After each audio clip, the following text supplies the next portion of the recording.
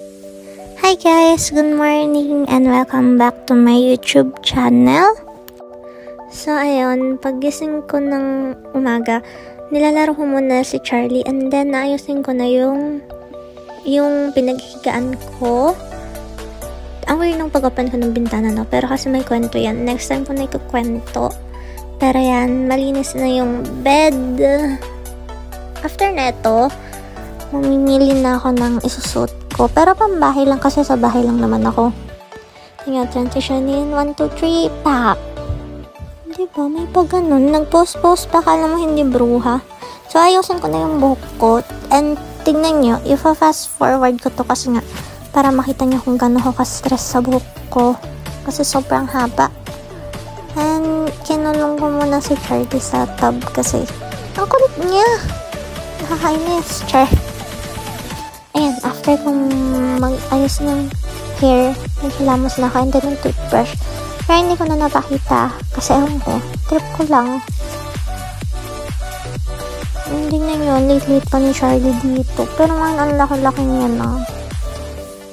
So, binuhat ko na siya kasi nga, kailangan siyang pakainin and ayusin yung mga gamit niya kasi it's laundry day.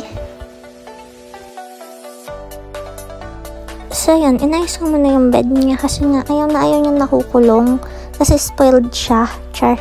Tapos, after nun, itutupi ko na yung mga pee pads niya, yung mga may wiwi, itapon ko na, and then yung mga wala namang wiwi at saka malinis, gagamitin ulit niya. Need ko lang kasi labahan yung kumot, yan o, yung kumot na white. Para syempre, hindi siya marumihan, ganun. As you can see, nagwawala si Charlie habang nag-aayos ako kasi nga, hindi siya sanay na makulong. Kasi, ewan ko rin, naninibago ata. Kasi first niya pa lang sa akin eh. So, after kong mag-ayos sa kwarto, iniwan ko muna sa Charlie and then naglaban na ako. Yan, naglalagay ako ng sabon sa washing machine. Then, after nun, inayos ko na yung mga, ano ba tawag dun? Basta yan, yung mga baso, yung mga plato na nahugasan na. Binalik ko sa cabinet. Tapos, yan, drilin ko lang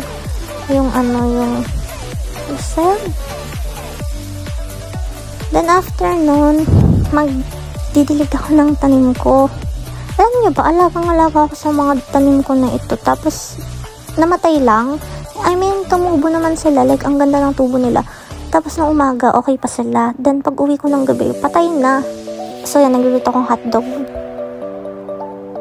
And, kakain muna ako ng yogurt bago ako mag-breakfast. Ewan ko, bakit gusto kong kumain ng yogurt bago ako kumain ng kanin.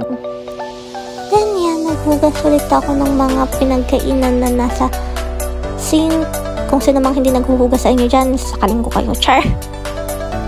Tapos yan, tinutuyo ko na para maibalik na siya sa cabinet. Kasi pag ngayon lang talaga yan, char. Alam mo ba yung basong yan, itong pinupunasan ko? 6 yan nung binili namin, tapos ngayon 4 na lang ata yung natira. Di ba napakagaling? Then after nun, niligpit ko na sila. Ang productive ko na itong araw na ito, tapos ngayon ewan ko na. May isa lang kasi ako sa bahay this time. So yun.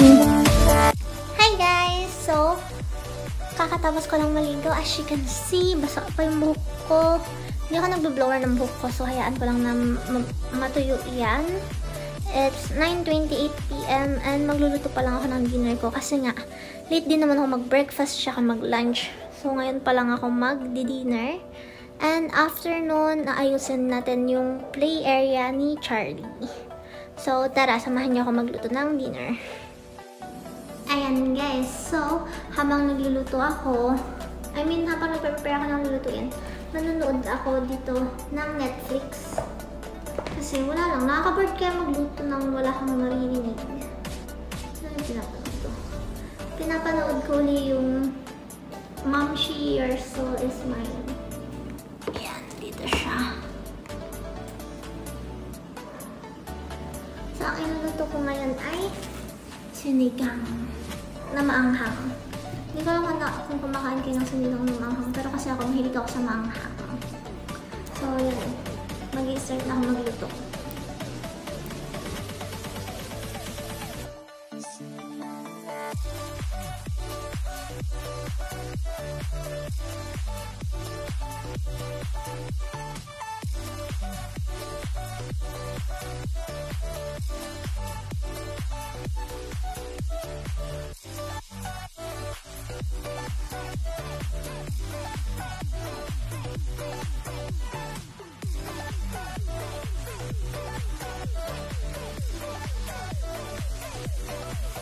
Magigisa muna ako, pero hindi ko na napakita yung full na pagluluto ko neto kasi nga, wala lang, trip lang. And yan, kakain na ako ng dinner mag-isa. So lonely. My heart is lonely, char. Hi guys! It's 10:59 p.m. And as you can see, madilim na. Tapos na ako mag-dinner and then naayos ko na rin yung lugar nito. Nito si Charlie. Kasi nilabahan ko yung, itong kumot niya, nilabahan ko. Kasi nga, para hindi madumi, ganun. Pero malinis pa naman yun, kasi ilang days pa lang siya dito. Wala pang 1 week. Siguro mga 4 days lang nilabahan ko na kaagad, para hindi siya bumabaho. Pero mabango siya. So, tingnan nyo. Tingnan nyo, marunong na siya magwiwi doon. Kaya malinis dito kasi alam niya saan siya magwiwiwi at pupupo. Hindi siya basta-basta tumata at saka nagwiwiwi kung saan-saan guys. So, kahit nakakarpet yung kwarto, hindi marumi kapag nandito siya. Kasi usually naman, hindi ko rin siya hinahayaan na kumain lang ng kumain. Kapag papakainin ko siya, papapupuin ko na rin siya kaagad. And yung wiwi naman niya, dun lang talaga sa pad na yun. Kaya, ayun. So, ayun guys. Nasa washroom na ako ngayon and I'm gonna fix my nails. Kasi tignan nyo, ang gulo na niya kasi nga, hindi pa ako nakapag-ayos ng nails simula nung lumipat kami dito. July 1st kami lumipat dito and July 21 na. Hindi pa rin ako nakakapag-ayos ng nails. Syempre linis, ay, namatapon. Syempre, naglilinis-linis ako naglilinis-linis kami ng bahay. Ganon. Ano kaya? Purple or white ulit? Pag-usapan na lang po natin ang kasal. Pag-usapan? Mag-purple naman ako ngayon. Bakit na kami? Wala, parang may iba lang, diba? Pwede mo kinig. Yeah, so magpo-purple tayo ngayon. Tutuloy namin ang kasal kahit anong mangyari. At sana po irespeto niyo yun. So, naalisin ko lang yung nail polish ko. Mahal po namin ni Cora sa isa't isa. And we hope that... And ang pinapanood ko na ngayon is The House Arrest. Alam niyo The House Arrest of Us. At mahal na mahal na rin kami. Di po po? So, yan. Mag-aayos lang ako ng nails. Mag-aayos ng nails. Pwede. Trinim ko na siya kahapon. Hindi ko siya pinuputol talaga completely. Pero pagka masyadong mahaba na siya, nag-nail cutter ako konti kasi nga, pagka sobrang haba, baka maputol. Masakit yun. Oo, hindi pa pwedeng next year para relax tayo, makapag-prepare tayo. Pansin niyo ba na hindi ako nagpapagupit ng hair? May kwento kasi yan. Nung bata ako, siguro mga grade 3, grade 2, grade 3, ganun. Sobrang haba ng buhok ko, tapos straight na straight. As kasi, alagang-alaga siya ng papa ko.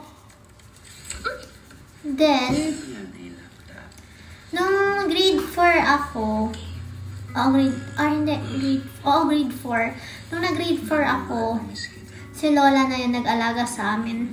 And since Lola na nga siya, hindi siya marunong mag-ayos-ayos ng hair. Kasi nga, lumaki siya na maikli lang yung hair niya. Then, pinagupit niya yung buhok ko. Ayun nga, pinagupit ni Lola ng grade 4 ako yung buhok ko. Kasi nga hindi siya marunong mag-ayos ng hair na mahaba. And wala rin siyang time. Kasi lumaki siya na maikli lang talaga yung hair niya. And puro mga lalaki yung anak niya. Tapos si mama ko lang yung isang babaeng anak niya. Pero si mama naman kasi noon pinapakalbo niya. Kasi nga sobrang nipis ng buhok. Kaya ayaw niya ng mahaba. Kasi ang nipis ng buhok ni mama noon. Tapos, wait lang. Ay! Diyos ko dahil. Masipa kita. So, nag-wash lang ako ng hair. Nag-wash lang ako ng hands, guys. Kasi nga, yung nail polish remover. Ito, ano ba tawag dito sa Tagalog? Hindi. Sa Pinas, anong tawag niya dito? Acetone? Basta yun. Yun, nakaka-dry siya sobra ng kuko. Ano na ulit pinakwento ko? Yun. So, pinagupitan ni Lola yung hair ko. And then, mula nun, hanggang sa mag-grade 10. Na magkakalat ka lang ng lagim. Berna, ako na Ano lang. yun? Hindi pwede, senior ka na. Teka, ako na. So, yun. Hanggang sa mag-grade 10 ako, Pero papa, yung hair ko, ang iksi. Pa, Parang, akin alam mo, na, hindi ko safety bagay. first muna, diba? Si Corex na lang kasi siya ang low risk sa inyong lahat. Anyway, hindi pala grade 10, grade 9. Grade 9 ako, may kiling buko. And then, sobrang pet ko kasi noon. As in, hindi ako makapag-t-shirt, hindi ako makapag-sando. As in, yung suot ko lang noon palaging naka-long sleeve, kahit ang init-init naka-long sleeve. Ganon. Tapos nung nag-grade 10 ako, medyo humaba na yung hair ko noon. Siguro hanggang dito ko. Ganon. Tapos, graduation namin. Nung grade 10, graduation, recognition or moving up. Basta yun. Kailangan kapag yung uniform namin, kapag nag-uniform ako nun, palagi ako naka-jacket. Nung time na yun, dapat daw, alisin yung jacket. Kasi nga, para mapicturean na same kami ng suot. Ganun. Yun nga. So, nung nag-alis ako ng jacket nun, yung buhok ko, tinatry kong takpan hindi naman nagkukulay. Scam. Hindi siya nagkukulay, oh. Tinatry ko takpan yung braso ko dito ko ng hair ko kasi nga feeling ko nun Isang taon ito. bakit? Hindi mo ba kaya? Boy. sobrang payat ko ganun. Tapos lagi kasi akong nasasabihan na ng, "Ay, ang payat mo, hindi ka ba kumakain, hindi ka pinapakain ng maayos." Ganun. Syempre, pagka ikaw, lumaki ka na palaging hindi naririnig mo, parang feeling mo, parang bumababa yung confident mo, ganun. Kasi inaasar-asar nila ako para daw akong stick, ganun. Para daw ako lagi may sakit. Okay? Kala nyo ba, madali maging payat? Mahirap din kaya. Tapos kahit anong kain ko noon, hindi ako tumataba. Pero ngayon naman, Basta mag-iingat. ang bilis kong tumaba, ang bilis ko rin pumayat. Alam niyo yun, magkasakit lang ako. O kaya hindi lang ako kumain ng mga 1 day. Ganun. Ang payat ko na. Tignan. Pero kapag after 3 days, ganun, nangyari pumayat ako ngayon kasi nagkasakit ako. After 3 days, ganun, bumabalik uli yung taba ko. Hindi ko alam bakit, ganun. Kaya para ko lang rin pinaglalaroan yung, yung katawan ko.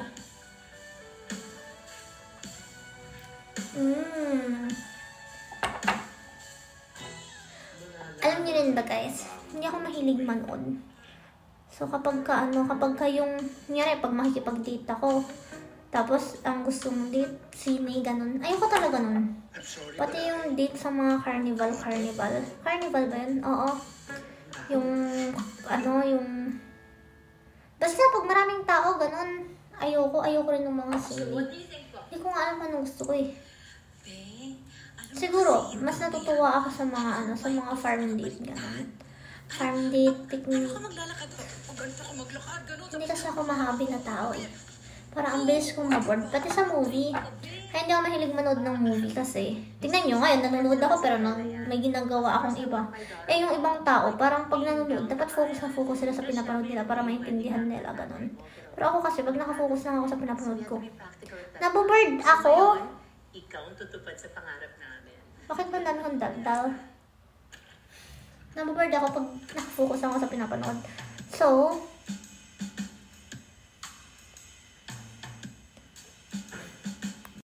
yun, pagka nanonood ako, ganun, dapat nagsa-cellphone ako, o kaya nag-scroll ako sa TikTok. Tapos, pasulyap-sulyap lang ako sa pinapanood ko. Pero nagigets ko naman kung ano yung pinapanood ko. Hindi ko na alam bakit. Yung nakahubog yung katawan mo, pero komportable ka. Diba? Okay ba? Purple. Hindi kasi ako hindi kasi ako sanay na iisa lang ginagawa. Gusto ko iba-iba. Mabilis ako ma-distract. So, yan guys. Kakatapos ko lang mag-get ready with me sa TikTok. And babalik na ako sa kwarto. Actually, nasa CR lang naman kasi ako. Ito lang ako nag-get ready with me kasi nga nandun yung mga gamit ko. And ang gagawin ko lang ngayon is mag-shoot muna ako ng mga video sa TikTok. Then after nun, magpapahinga na ako kasi it's 12:24 AM na. Yes po, madaling araw na. And after ko pala mag-TikTok, papatulugin ko muna. Hindi, tututbrushan ko muna yung aso ko kasi kailangan niya mag-toothbrush. Tsaka, iwa-wipes ko muna siya para makatulog na siya dito sa kama. Kasi nga, siya lang yung katabi ko, guys. Tignan nyo, ang laki-laki ng kama ko. Tapos, aso lang yung katabi ko. Tama ba yun, Char?